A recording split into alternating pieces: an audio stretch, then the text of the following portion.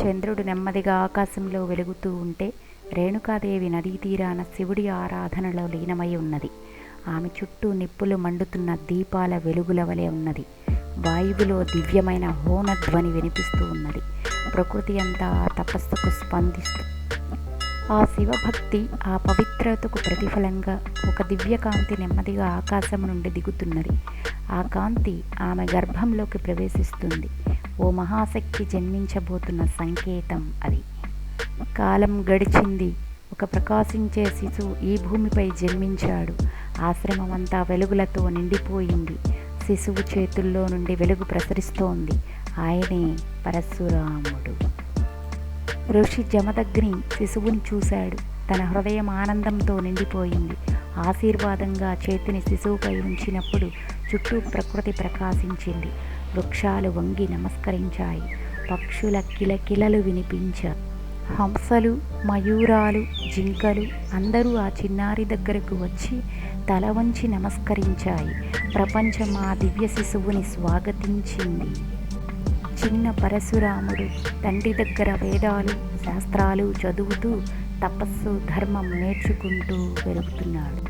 ఆశ్రమం చుట్టూ వృక్షాల కింద పరశురాముడు ధ్యానంలో లీనంగా ఉన్నాడు. అతని చేతిలో ఒక సాధారణ విల్లు, కానీ దానిలో దివ్యత ఉంది.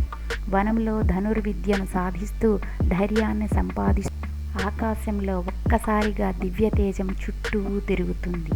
శివుడు ప్రత్యక్షమయ్యాడు. ప్రపంచం నిలిచిపోయి శివుడు ఒక దివ్య ఆయుధం పరశుని పరశురాముని చేతిలో ఉంచుతాడు. ఆ ఆయుధం నుండి వెలుగులు, శక్తి వలయాలు విరబూస్తున్నాయి. అది కేవలం ఆయుధం కాదు, ధర్మాన్ని సంరక్షించేందుకు వచ్చిన ఆశీర్వాదం. ఆయుధం స్వీకరించిన తరువాత పరశురాముడు భక్తితో శివునికి మోకాళ్లపై కూర్చొని నమస్కరిస్తాడు. ఆ వినయం, ఆ భక్తి ఆయన శక్తికి మూలం. ఆకాశంలో మబ్బులు గాఢంగా మెరుస్తుంది.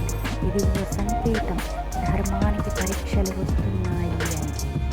రేణుకా జమదగ్ని పరశురాముని గర్భంగా చూస్తున్నారు. ధర్మరక్షకుడిగా ఎదిగిన తమ కుమారుడిని ఆశీర్వదం. ఆ సమయంలో అరణ్యపు మార్గంలో ఒక గొప్ప రథం ప్రవేశిస్తోంది. ఆ రథం నుండి దిగుతున్నాడు రాజా కార్తవీర్య అర్జునుడు. వెనుక అతని సైన్యం నిలిచి ఉంది. జమదగ్ని ఆశ్రమంలో కామధేను విరాజిల్లుతోంది.